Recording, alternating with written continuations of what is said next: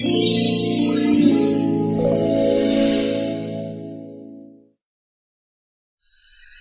चाची और ताई ने किया मेरा शादी का मेकअप।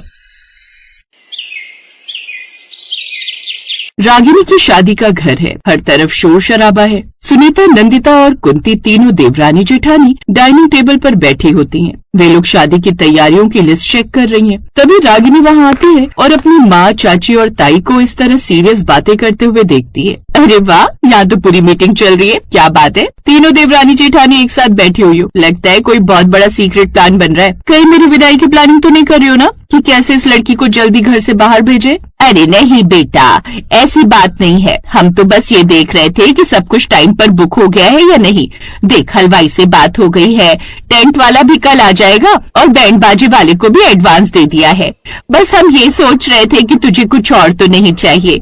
आखिर शादी तेरी है, तू बता दे। अगर कुछ और ऐड करवाना हो तो हम देख लेते हैं। हाँ रागिनी, कुंती दीदी सही कह रही हैं। हमने अपनी तरफ से तो बेस्ट ही चुना है, पर आजकल के बच्चों की पसंद अलग होती है। तू बता दे, अगर तुझे कुछ बदलाव चाहिए तो हम अभी कर देंगे। फिर बाद में मत कहना कि चाची और ताई ने अपनी मर्जी चला दी। ताई जी, चाची, अब आप दोनों ने मिलकर ये सब किया है तो अच्छा ही होगा। मुझे आप लोगों पर पूरा भरोसा है। बस एक बात का ध्यान रखना, जो पार्लर वाली आएगी वो बहुत अच्छी होनी चाहिए। मुझे मेरा ब्राइडल मेकअप बहुत लाइट और एकदम नेचुरल चाहिए।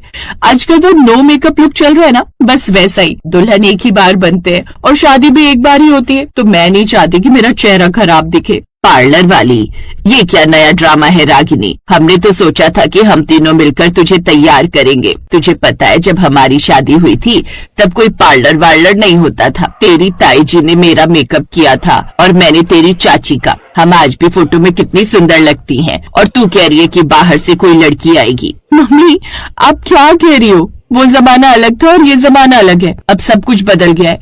आजकल पार्लर वाली के पास मशीनें होती हैं, नए नए प्रोडक्ट्स होते हैं।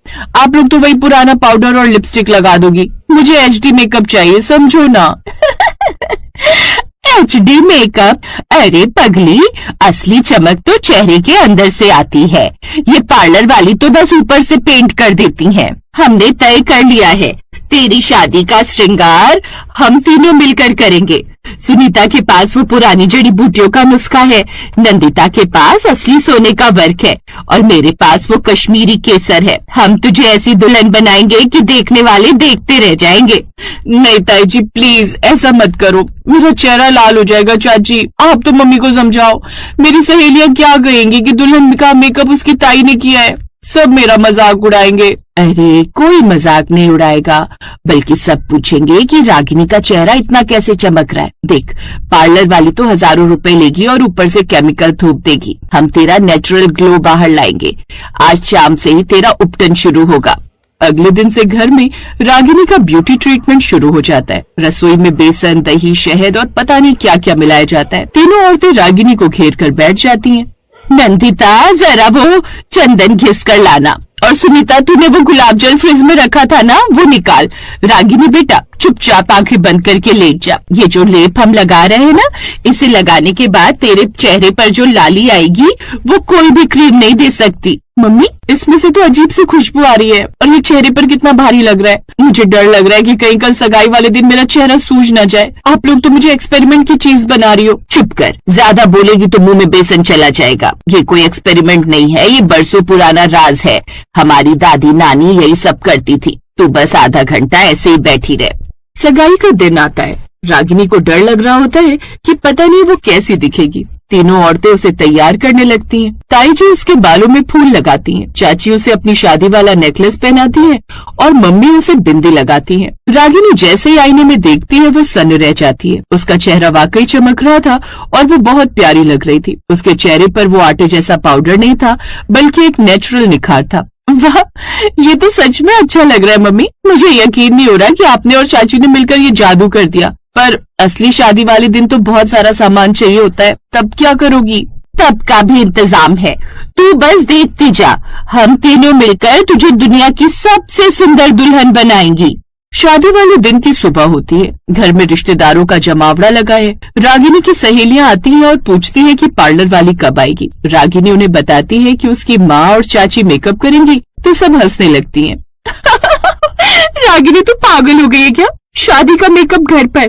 देख, अगर कुछ बिगड़ गया तो पूरी जिंदगी की तस्वीरों में तू बुरी दिखेगी। अभी भी टाइम है, किसी को बुला ले। नहीं प्रीति, अब मेरी ताई जी ने मना किया है। वो कह रही है कि वो खुद करेंगी। मुझे भी थोड़ा डर तो लग रहा है, पर सगाई में उन्होंने अच्छा किया था। शाम को शादी का टाइम होता है। तीनों औरतें रागिनी को लेकर कमरे में बंद हो जाती हैं। वे अपने साथ बड़े बड़े डिब्बे और पुराने संदूक लेकर आती हैं। रागिनी को कुर्सी पर बिठाया जाता है। नंदिता, वो सोने वाला ब्रश निकाल, और कुंती दीदी, आप वो खास वाली लिपस्टिक निकालिए जो हमने मंगवाई थी। बाहर बारात आ जाती है। ढोल नगाड़ों की आवाज सुनाई देती है। नैतिक घोड़ी पर चढ़कर आ रहा है। रागिनी के कमरे के बाहर सब लोग उसे देखने के लिए बेताब होते हैं। लो भाई, हो गई तैयार हमारी रागिनी। ये तो बिल्कुल अप्सरा लग रही है। नंदिता, नजर उतार इसकी। चलो अब इसे बाहर ले चलते हैं। देखना, सब लोग देखते ही रह जाएंगे। रागिनी जब मंडप में पहुंचती है तो नैतिक उसे देखकर अपनी जगह से खड़ा हो जाता है। वो अपनी नजरें रागिनी से हटा ही नहीं पाता। रागिनी, तुम तो आज बहुत अलग और खूबसूरत लग रही हो। ये निखार तो एकदम जादुई लग रहा है। ये जादू मेरी इन 3 माताओं का है। इन्होंने मुझे सिर्फ सजाया नहीं, बल्कि अपना सारा प्यार मेरे चेहरे पर उतार दिया है। पंडित जी मंत्र पढ़ना शुरू करते हैं। शादी की रस्में चलती रहती हैं। सुनीता, नंदिता और कुंती एक कोने में खड़ी होकर अपनी बिटिया को देख रही होती हैं। उनकी आंखों में खुशी के आंसू होते हैं। देखा नंदिता, हमने अपनी रागिनी को सबसे सुंदर बना दिया। पार्लर वाली क्या खाक में ऐसा मेकअप करती। हाँ दीदी, प्यार से बड़ा कोई मेकअप नहीं होता। आज हमारी मेहनत सफल हो गई। चलो भाई, अब सुकून की सांस लेते हैं। हमारी रागिनी की शादी हो गई और वो सबसे प्यारी दुल्हन बनी है। शादी खत्म होती है और विदाई का वक्त आता है। मम्मी, चाची, ताई जी, थैंक यू मुझे सबसे सुंदर दुल्हन बनाने के लिए। मैं आपकी ये बातें और आपका ये प्यार कभी नहीं भूलूंगी। खुश रहे बेटा, बस ये चमक हमेशा अपने चेहरे पर और दिल में बनाए रखना। रागिनी अपने ससुराल जाती है और वहाँ भी सब लोग उसके मेकअप की तारीफ करते नहीं थकते।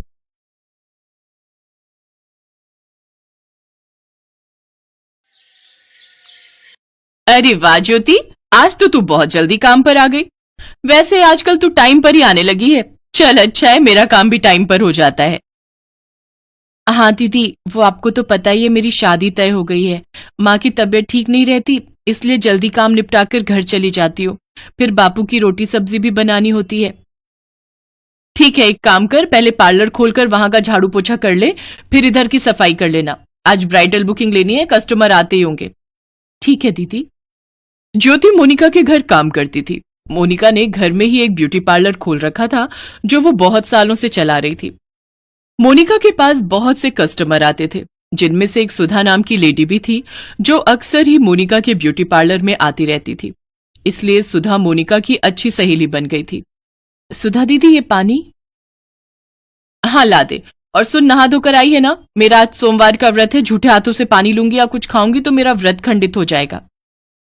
दीदी मैं नहा कर ही आई हूं, आज मेरा भी सोमवार का व्रत होता है। ज्योति जा, चाय बनाकर ले आ। सुधा तू बैठ, एक ब्राइडल मेकअप आया हुआ है, मैं वो तैयार कर लूं। शैली, रीमा, तुम लोग क्लाइंट के पास जाओ, मैं आ रही हूं। हाँ हाँ, तू आराम से मेकअप कर। सुन एक काम कर, मैं थ्रेडिंग बुधवार को करवा लूंगी, उसी दिन मेरा ब्लीच फेशियल भी कर देना। तुझे पता ही है रिलेशन में शादी है, तो फ्राइडे से पहले मैं तेरा ये सब करवा लूंगी, और मेरा कोई अच्छा सा मेकअप और हेयर स्टाइल भी कर देना। हाँ हाँ करवा लेना। अगले 2-3 दिन तक सुधा पार्लर में ही आती रही, क्योंकि उसके घर में फंक्शन था। इसी बीच ज्योति भी काम पर आती। मोनिका दीदी, दुल्हन के मेकअप के बहुत पैसे लग जाते होंगे ना? हाँ, सबसे तो मैं पैसे लेती हूँ, पर तू क्यों पूछ रही है ये? टेंशन मत ले, मैं तेरा मेकअप ऐसे ही कर दूंगी। अभी तो शादी को टाइम है। हाँ दीदी, अभी तो कुछ दिन बाकी है। थैंक यू दीदी, आप मेरा दुल्हन का मेकअप करोगे। मैंने ये बात माँ को भी बताई थी। अच्छा दीदी, मैं चाय बनाकर लाती हूँ, आप सुबह से पार्लर में काम कर रही हो, थक गई होगी। मोनिका की सहेली सुधा ये सब बातें सुन चुकी थी। बात सुन मोनिका, मैं ये क्या सुन रही हूँ? ज्योति की शादी होने वाली है। हाँ, इसी महीने की 15 तारीख को इसकी शादी है, तो मैं ही इसका ब्राइडल मेकअप कर रही हूँ। इसका बहुत मन था कि ये मेरे से मेकअप करवाए। तू पागल हो गई है, तेरा दिमाग खराब है। इतने महंगे प्रोडक्ट मेकअप के तू इसके चेहरे पर लगाएगी? अरे वो एक काम वाली है, उसको तैयार करने में तू खुद सोच, तुझे घिन नहीं आएगी? सच में तू बहुत सीधी है। अरे ये काम वालियां बहुत चालाक होती हैं, जानबूझकर गरीब बनने का नाटक करती हैं ताकि तुझ जैसी सीधी सादी औरतों को फंसा सके। नहीं नहीं, ऐसी बात नहीं है सुधा, बेचारी बहुत गरीब है, अब उसका दुल्हन का मेकअप कौन करेगा? और फिर मेरा तो खुद का ब्यूटी पार्लर है, वो मेरी काम वाली है, इतनी मदद तो मैं उसकी कर ही सकती हूँ ना। मैं तो तुझे यही कहूंगी कि काम वालियों को सिर पर चढ़ाना अच्छी बात नहीं है। तू गलत कर रही है। देखना जब तेरे साथ कुछ गलत होगा ना, तभी तुझे अकल आएगी। मोनिका सुधा की बातों पर ध्यान नहीं देती, पर सुधा मन ही मन अपने आप को सही साबित करने के लिए एक योजना बना चुकी थी। सुधा के घर जो फंक्शन था उसके लिए वो मोनिका के पास तैयार होने के लिए आई हुई थी। मेकअप किट यहीं तो रखा था, आज सुबह से ढूंढ रही हूं, कहीं दिख नहीं रहा। सारे मेकअप के प्रोडक्ट्स तो उसी में ही है। क्या हुआ मोनिका, जल्दी कर, मेरा हेयर स्टाइल बना और मेकअप करके मुझे भेज। मेरे हस्बैंड वेट कर रहे हैं, हमें फंक्शन के लिए निकलना है। अगर मुझे पता होता कि तेरा मेकअप किट नहीं मिल रहा तो मैं आती ही नहीं। वैसे रखा कहाँ था? ऐसे तो तेरे पार्लर से कोई चीज नहीं खोती। पता नहीं कहाँ रखा था, हेल्पर से भी फोन पर पूछ लिया, दोनों को नहीं पता। कोई नहीं, बाद में ढूंढ लूंगी। मैं दूसरे मेकअप किट में सामान है, उससे तेरा मेकअप कर देती हूँ, उसमें भी अच्छे प्रोडक्ट हैं। मोनिका, कहीं ज्योति ने तो तेरा मेकअप किट नहीं चुरा लिया? उसकी शादी होने वाली है, हो सकता है अपने ससुराल ले जाने के लिए उसने सारा मेकअप का सामान चुरा लिया हो। नहीं नहीं नहीं, ज्योति ऐसी नहीं है, मुझे ज्योति पर पूरा विश्वास है। वो ऐसे मेकअप किट नहीं चुराएगी। चल, मैं तेरा मेकअप कर देती हूँ। मोनिका सुधा का मेकअप करने लगती है, तभी सुधा मोनिका से बोली, मोनिका मुझे वॉशरूम जाना है, तू मेरा हेयर स्टाइल बाद में बना देना, मैं वॉशरूम होकर आती हूँ।